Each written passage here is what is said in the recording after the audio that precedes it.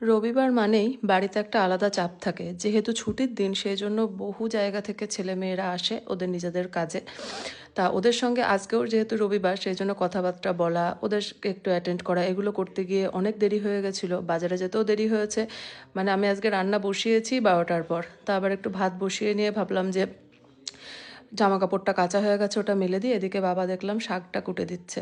আমাদের বাড়িতে এই কনসেপ্টটা, মানে আমার দুই বাড়িতেই একদমই নেই যে বাড়ির এই সমস্ত কাজকর্ম মানে শুধু মেয়েরা একা করবে। কেউ কারোর মুখের দিকে তাকিয়ে বসে থাকে না। যে যে কাজটা হাতের কাছে পায় সে সেই কাজটা সঙ্গে সঙ্গে করে ফেলে। মানে যে একটা কাজ, মানে এটা মেয়েদের কাজ মানে মেয়েদেরই, ছেলেদের কাজ মানে ছেলেদেরই, সেটা সংসারের কাজ হোক বা ইনকাম, আমরা প্রত্যেকেই মানে এই জিনিসগুলো সবই কিন্তু করি। এদিকে সব সেদ্ধ বসানো, আমার পুচকুদের ভাত সবই হয়ে গেছে। আর মাঝে আবার একটা দাদা এসেছিলো, তা আমার দুটো গ্যাসই জোড়া ছিল বলে ভাবলাম যে একটু অল্প করে ফল কেটে দিই। ওই মুহূর্তে তাড়াহুড়োতে আর কিছু হয়নি।